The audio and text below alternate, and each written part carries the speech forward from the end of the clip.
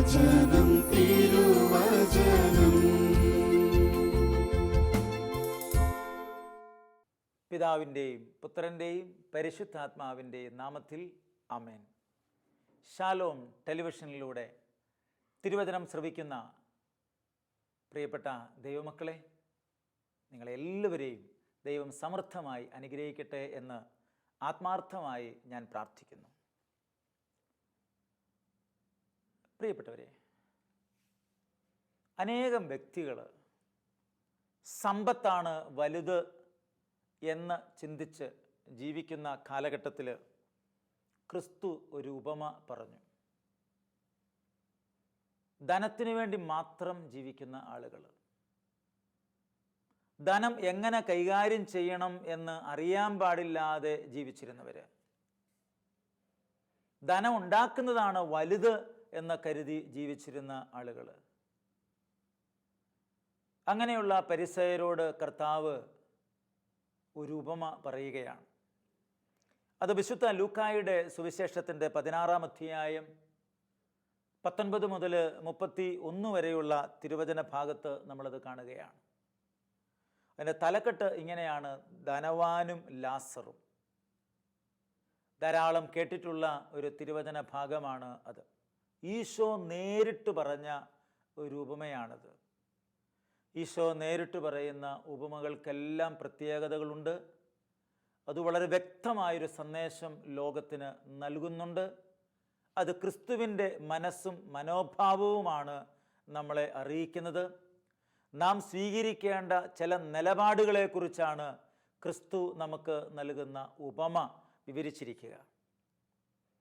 ഉപമ ഇതാണ്: ഒരു ധനവാൻ ഉണ്ടായിരുന്നു. അങ്ങനെയാണ് ആ കഥ ആരംഭിക്കുന്നത്. അവൻ ചെമന്ന പട്ടും മൃദുല വസ്ത്രങ്ങളും ധരിക്കുകയും എന്നും സുഭിക്ഷമായി ഭക്ഷിച്ച് ആനന്ദിക്കുകയും ചെയ്തിരുന്നു. അവൻ്റെ പടിവാതിൽക്കൽ ലാസർ എന്ന ഒരു ദരിദ്രൻ കിടന്നിരുന്നു. ആ ധനവാന്റെ മേശയിൽ നിന്ന് വീണിരുന്ന അപ്പം കൊണ്ട് വിശപ്പടക്കാൻ അവൻ ആഗ്രഹിച്ചു. നായ്ക്കൾ വന്ന് അവൻ്റെ വ്രണങ്ങൾ നക്കിയിരുന്നു. ആ ദരിദ്രൻ മരിച്ചു. ദൈവദൂതന്മാർ അവനെ അബ്രാഹത്തിൻ്റെ മടിയിലേക്ക് സംവഹിച്ചു. ആ ധനികനും മരിച്ച് അടക്കപ്പെട്ടു. അവൻ നരകത്തിൽ പീഡിപ്പിക്കപ്പെടുമ്പോൾ കണ്ണുകൾ ഉയർത്തി നോക്കി ദൂരെ അബ്രാഹത്തിൻ്റെ മടിയിൽ ലാസറിനെ കണ്ടു. അവൻ വിളിച്ചു പറഞ്ഞു: പിതാവായ അബ്രാഹമേ, എന്നിൽ കനിയണമേ. തൻ്റെ വിരൽത്തുമ്പ് വെള്ളത്തിൽ മുക്കി എൻ്റെ നാവ് തണുപ്പിക്കാനായി ലാസറിനെ അയക്കണമേ. ഞാൻ ഈ അഗ്നിയിൽ കിടന്ന് യാതന അനുഭവിക്കുകയാണ്. അബ്രാഹം പറഞ്ഞു: മകനെ, നീ ഓർമ്മിക്കുക, നിനക്ക് ജീവിതകാലത്ത് എല്ലാ സുഖസൗകര്യങ്ങളും ലഭിച്ചിരുന്നു. ലാസറിനോ കഷ്ടതകളും. ഇപ്പോൾ അവൻ ഇവിടെ ആനന്ദിക്കുകയും നീ വേദന അനുഭവിക്കുകയും ചെയ്യുന്നു. കൂടാതെ ഞങ്ങൾക്കും നിങ്ങൾക്കും മധ്യേ വലിയ ഒരു ഗർത്തവും സ്ഥാപിക്കപ്പെട്ടിരിക്കുകയാണ്. ഇവിടെ നിന്ന് നിങ്ങളുടെ അടുത്തേക്കോ അവിടെ നിന്നും ഞങ്ങളുടെ അടുത്തേക്കോ വരുവാൻ ആഗ്രഹിക്കുന്നവർക്ക് അത് സാധിക്കുകയില്ല. അപ്പോൾ അവൻ പറഞ്ഞു: പിതാവേ, അങ്ങനെയെങ്കിൽ ലാസറിനെ എൻ്റെ പിതൃഭവനത്തിലേക്ക് അയക്കണമേ എന്ന് ഞാൻ അപേക്ഷിക്കുന്നു. എനിക്ക് 5 സഹോദരന്മാരുണ്ട്. അവരും പീഡകളുടെ ഈ സ്ഥലത്ത് വരാതിരിക്കേണ്ടതിന് അവൻ അവർക്ക് സാക്ഷ്യം നൽകട്ടെ. അബ്രാഹം പറഞ്ഞു: അവർക്ക് മോശയും പ്രവാചകന്മാരും ഉണ്ടല്ലോ, അവരുടെ വാക്ക് കേൾക്കട്ടെ. ധനവാൻ പറഞ്ഞു: പിതാവായ അബ്രാഹമേ, അങ്ങനെയല്ല. മരിച്ചവരിൽ ഒരുവൻ ചെന്ന് പറഞ്ഞാൽ അവൻ അനുതപിക്കും. അബ്രാഹം അവനോട് പറഞ്ഞു: മോശയും പ്രവാചകന്മാരും പറയുന്നത് അവർ കേൾക്കുന്നില്ല എങ്കിൽ മരിച്ചവരിൽ ഒരുവൻ ഉയർത്താലും അവർക്ക് ബോധ്യപ്പെടുകയില്ല.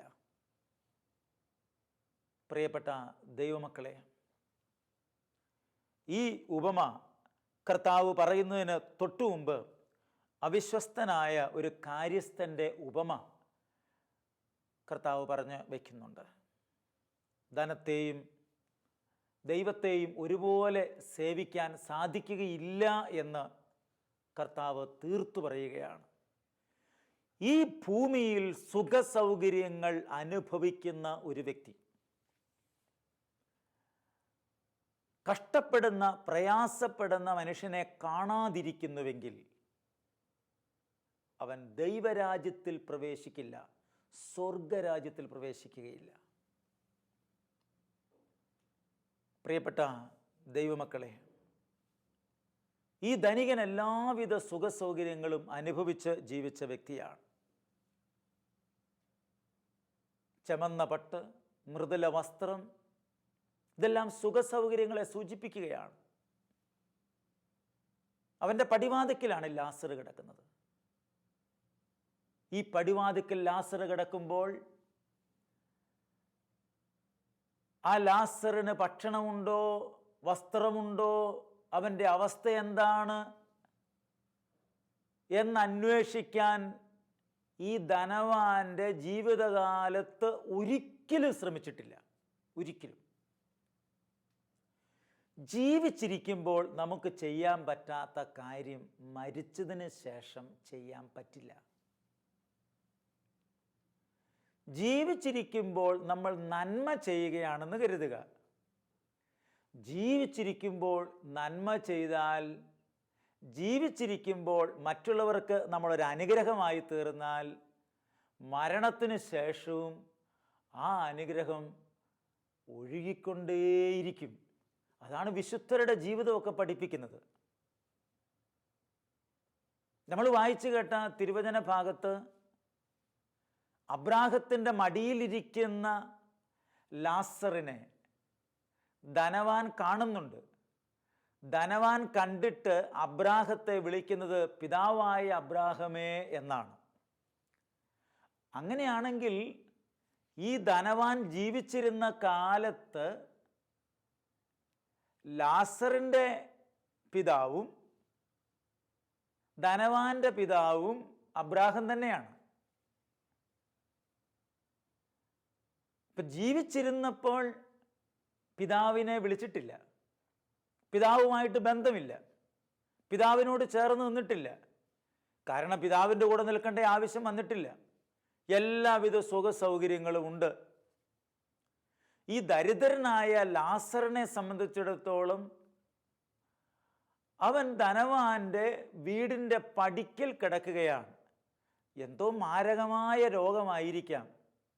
എഴുന്നേറ്റുപോലും ഒന്നും ചെയ്യാൻ പറ്റാത്ത വ്യക്തിയാണ് ആ വ്യക്തി. അതുകൊണ്ടാണല്ലോ നായ്ക്കൾ വന്ന് വ്രണങ്ങൾ നക്കി തുടച്ചിട്ട് ആ നായ്ക്കളെ ഓടിച്ചു വിടാൻ പോലും ശേഷിയില്ലാത്ത വ്യക്തിയാണ്. പ്രിയപ്പെട്ട ദൈവമക്കളെ, നിസ്സഹായാവസ്ഥയിൽ കിടക്കുന്ന അനേകം വ്യക്തികൾ നമ്മുടെ കുടുംബത്തിൽ, നമ്മുടെ ഇടവകയിൽ, നമ്മുടെ ദേശത്ത്, ഏതു മതത്തിൽപ്പെട്ടവരുമായിക്കൊള്ളട്ടെ, അങ്ങനെ രോഗാവസ്ഥയിൽ കിടക്കുന്ന ഒരു വ്യക്തിയെ സന്ദർശിക്കുകയും അവരെ ശുശ്രൂഷിക്കുകയും അവർക്ക് ആഹാരം കൊടുക്കുകയും ചെയ്താൽ അന്ത്യവിധിയിൽ കർത്താവ് പറയുന്ന ഒരു വാക്കുണ്ടല്ലോ, എനിക്ക് വിശന്നു, നിങ്ങൾ എനിക്ക് ഭക്ഷിക്കാൻ തന്നു, എനിക്ക് ദാഹിച്ചു, നിങ്ങൾ എനിക്ക് കുടിക്കാൻ തന്നു. അതേ പ്രിയപ്പെട്ട ദൈവമക്കളെ, നമ്മുടെ കർത്താവ് അന്ത്യവിധിയിൽ ചോദിക്കുന്ന ആ ചോദ്യത്തിന് ഉത്തരം തല ഉയർത്തി നിന്ന് നമുക്ക് മറുപടി പറയാനായിട്ട് പറ്റുമല്ലോ. എന്നെ കേൾക്കുന്ന പ്രിയപ്പെട്ട സഹോദര സഹോദരി, നമ്മുടെ മുമ്പിൽ ആരെങ്കിലും സഹായത്തിന് വേണ്ടി നിലവിളിക്കുന്നുണ്ട് എങ്കിൽ അവരെ നാം കാണാതെ പോയാൽ അവർക്ക് നരകമാണ് എന്ന് കർത്താവ് ഇവിടെ ഉറപ്പ് പറഞ്ഞിരിക്കുകയാണ്. ഫ്രാൻസിസ് മാർപ്പാപ്പ അടുത്ത കാലത്ത് പറഞ്ഞു വെച്ച ഒരു കാര്യം ഇതാണ്: നമ്മുടെ മുമ്പിൽ സഹായം അർഹിക്കുന്ന ഒരു വ്യക്തിയെ കണ്ടിട്ട് ആ വ്യക്തിയെ സഹായിക്കാൻ നമുക്ക് കഴിയുന്നില്ലെങ്കിൽ നമുക്കെന്തോ പെശകുണ്ട് എന്ന്, നമുക്കെന്തോ കുഴപ്പമുണ്ട് എന്ന് ഒരു ക്രിസ്ത്യാനിയെ നോക്കി മാർപ്പാപ്പ പറയുന്ന ഒരു വാക്കാണത്. ഇന്ന് ധാരാളം അക്രൈസ്തവ സഹോദരങ്ങൾ, പ്രത്യേകിച്ച് ഈ വെള്ളപ്പൊക്കമൊക്കെ ഉണ്ടായ ഈ സമയത്ത് നാനാജാതി മതസ്ഥരായ ആളുകൾ എന്തെല്ലാം കാരുണ്യ പ്രവൃത്തികളാണ് ചെയ്യുന്നത്. അങ്ങനെയെങ്കിൽ ക്രിസ്തുവിനെ സ്വന്തമാക്കിയിരിക്കുന്ന നമ്മൾ എത്രയോ അധികമായി ചെയ്യേണ്ടിയിരിക്കുന്നു. ഒരിക്കൽ മദർ തെരേസ ഇങ്ങനെ പറഞ്ഞു: അവർ ധാരാളം കാരുണ്യ പ്രവൃത്തി ചെയ്തതിന് ഒരു അവാർഡ് സ്റ്റേജിൽ വെച്ച് കൊടുക്കുകയാണ്.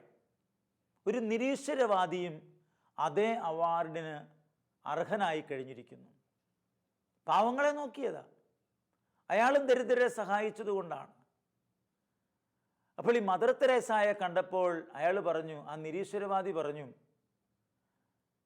പ്രോഗ്രാം ലിസ്റ്റ് നോക്കിയപ്പോൾ ആദ്യത്തെ പ്രസംഗം മദറിൻ്റേതാണ്, രണ്ടാമത്തേതാണ് ഈ നിരീശ്വരവാദിയുടേത്. അദ്ദേഹം ആ സ്റ്റേജിൽ വെച്ച സംഘാടകരോട് പറഞ്ഞു, എനിക്ക് ആദ്യം പ്രസംഗിക്കാൻ അവസരം തരുന്നില്ലെങ്കിൽ ഞാനിവിടെ നിന്ന് ഇറങ്ങിപ്പോകും. അതുകൊണ്ട് അദ്ദേഹത്തിന് തന്നെ മദറിനോട് പറഞ്ഞ് ആദ്യം അവസരം കൊടുത്തു. അങ്ങനെ ആദ്യം അവസരം കിട്ടിക്കഴിഞ്ഞപ്പോൾ അദ്ദേഹം നന്നായിട്ട് പ്രസംഗിച്ചു. രണ്ടാമത്തെ പ്രസംഗം മദറിൻ്റേതായിരുന്നു.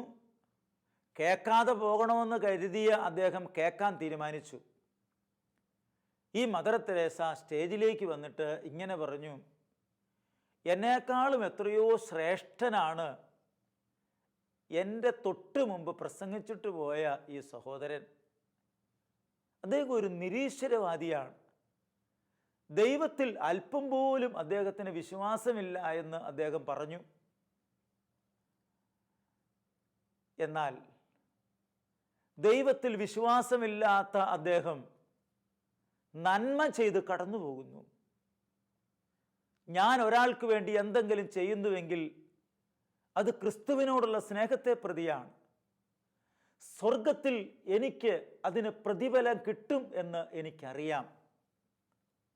ഒരു പ്രതിഫലവും പ്രതീക്ഷിക്കാതെ നിരീശ്വരവാദിയായ ഈ മനുഷ്യൻ ചെയ്ത പ്രവൃത്തിയാണ് ഞാൻ ചെയ്ത പ്രവൃത്തിയേക്കാൾ ശ്രേഷ്ഠം എന്ന് മദർ തെരേസ പറഞ്ഞപ്പോൾ, മദർ പ്രസംഗം കഴിഞ്ഞ് ഇറങ്ങി വന്ന വേളയിൽ ഈ നിരീശ്വരവാദി ആ മദറിൻ്റെ കാലിൽ തൊട്ട് വന്നിച്ചിട്ട് ഇങ്ങനെ പറഞ്ഞു,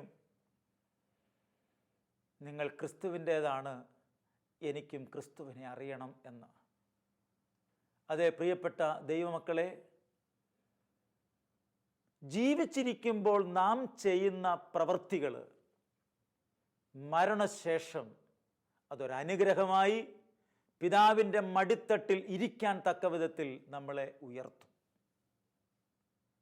നരകത്തിൽ കിടക്കുമ്പോഴാണ് ധനവാന് ഈ തിരിച്ചറിവ് കിട്ടുന്നത്. അതുകൊണ്ട് ധനവാൻ അബ്രാഹത്തോട് പറയുന്നൊരു വാക്കുണ്ട്. നരകത്തിൽ കിടന്നിട്ട് അബ്രാഹത്തിനൊരു ഉപദേശം, അബ്രാഹമേ, അങ്ങൊരു കാര്യം ചെയ്യണം, ഞാനിവിടെ കിടന്ന് ഈ നരകത്തീ തിന്നുകൊണ്ടിരിക്കുകയാണ്. ആ ലാസറിനെ ഒന്ന് എൻ്റെ അടുക്കിലേക്ക് വിടണം. ആ ലാസറിൻ്റെ വിരൽ തുമ്പ് വെള്ളത്തിൽ മുക്കി ഇത്തിരി എൻ്റെ നാവിൽ വെച്ചാൽ എൻ്റെ പ്രശ്നം മാറും, അഗ്നി ശമിക്കും. അപ്പോൾ അഗ്നി ശമിപ്പിക്കാനുള്ള വഴി എന്താണെന്ന് നരകത്തിൽ കിടന്നപ്പോൾ ധനവാന് മനസ്സിലായി. ഭൂമിയിൽ വേദനിക്കുന്ന വ്യക്തിക്ക് വേണ്ടി, സങ്കടപ്പെടുന്ന വ്യക്തിക്ക് വേണ്ടി, ആഹാരമില്ലാത്തവന് വേണ്ടി, വസ്ത്രമില്ലാത്തവന് വേണ്ടി നമ്മൾ ഇന്ന് സമയം ചെലവഴിച്ചാൽ നരകാഗ്നി ഇല്ലാതായി തീരും എന്ന് കർത്താവ് നമ്മളെ പഠിപ്പിക്കുകയാണ്, തമ്പുരാൻ നമ്മളെ പഠിപ്പിക്കുകയാണ്. അതുകൊണ്ട് പ്രിയപ്പെട്ട ദൈവമക്കളെ, ഇത് കേട്ടിട്ട് അബ്രാഹാം പറയുന്നൊരു വാക്കുണ്ട്, നിങ്ങൾക്ക് ഇങ്ങോട്ടോ ഞങ്ങൾക്ക് അങ്ങോട്ടോ വരാൻ പറ്റാത്ത വിധത്തിൽ ഒരു ഗർത്തമുണ്ട് എന്ന് പറഞ്ഞാൽ മരിച്ചതിന് ശേഷം ഒരു നന്മ പ്രവൃത്തിയും നമുക്ക് ചെയ്യാൻ പറ്റില്ല. മരിച്ചതിന് ശേഷം നമുക്കൊരു കാര്യവും ചെയ്യാൻ പറ്റില്ല. അങ്ങനെയാണെങ്കിൽ ആ ലാസറിനെ ഭൂമിയിലേക്കൊന്ന് പറഞ്ഞയക്കുമോ? എനിക്ക് 5 സഹോദരന്മാർ അവിടെയുണ്ട്, അവരെങ്കിലും അതൊന്ന് കേട്ട് മാനസാന്തരപ്പെടട്ടെ. മരിച്ച ഒരാൾ ചെന്ന് പറയുമ്പോൾ അവരത് വിശ്വസിക്കും. അപ്പോൾ അബ്രാഹാം പറയുകയാണ്, അവർക്ക് ഭൂമിയിൽ പ്രവാചകന്മാരുണ്ട്, മോശയുണ്ട്, അവർ പറയുന്നത് കേൾക്കില്ല എങ്കിൽ പിന്നെ മരിച്ചതിന് ശേഷം ഒരാൾ വന്ന് പറഞ്ഞാൽ അവർ വിശ്വസിക്കും എന്ന് തോന്നുന്നുവോ? ഇതിനകത്തൊരു സന്ദേശമുണ്ട് പ്രിയരെ. എന്ത് സന്ദേശമാണ്? ചില ആളുകൾ ക്രിസ്തുവിൽ വിശ്വസിക്കണമെങ്കിൽ, ദൈവത്തിൽ വിശ്വസിക്കണമെങ്കിൽ, ദൈവത്തിൽ ശരണപ്പെടണമെങ്കിൽ, ഒരു നന്മ പ്രവൃത്തി ചെയ്യണമെങ്കിൽ ചില അത്ഭുതങ്ങളൊക്കെ കാണണം. അത്ഭുതങ്ങൾ കാണണം. മരിച്ചെഴുന്നേൽക്കുന്ന ചില അത്ഭുതങ്ങൾ. ഒരത്ഭുതം കാണട്ടെ, എന്നാൽ ഞങ്ങൾ വിശ്വസിക്കാം. ഈശോ കുരിശിൽ കിടക്കുമ്പോൾ ചില ആളുകൾ ആ കുരിശിന് ചുവട്ടിൽ നിന്ന് ഇങ്ങനെ പറഞ്ഞില്ലേ, നീ ആ കുരിശിൽ നിന്നിറങ്ങി വരിക, ഞങ്ങളെ രക്ഷിക്കുക, ആ കുരിശിൽ കിടക്കുന്നവരെ രക്ഷിക്കുക, തന്നെ രക്ഷിക്കുക, എന്നാൽ ഞങ്ങൾ വിശ്വസിക്കാം. പ്രിയപ്പെട്ട ദൈവമക്കളെ, ചില അടയാളങ്ങളും ചില അത്ഭുതങ്ങളും കണ്ടാൽ ഞാൻ ദൈവത്തിൽ വിശ്വസിക്കാം എന്ന് പറയുന്ന ധാരാളം ആളുകളുണ്ട്.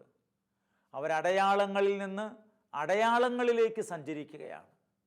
ഒരത്ഭുതം കഴിഞ്ഞാൽ അടുത്ത അത്ഭുതത്തിന് വേണ്ടി അവർ കാത്തു നിൽക്കുകയാണ്. ഒരു ഭൗതികമായ അനുഗ്രഹം ലഭിച്ചാൽ അടുത്ത ഭൗതിക അനുഗ്രഹത്തിന് വേണ്ടി അവർ കാത്തു നിൽക്കുകയാണ്. ഈ അനുഗ്രഹമൊന്നും അവർക്ക് ലഭിക്കുന്നില്ല എങ്കിൽ അവർ തമ്പുരാൻ്റെ സന്നിധിയിൽ നിൽക്കാൻ പോലും കൂട്ടാക്കുന്നില്ല.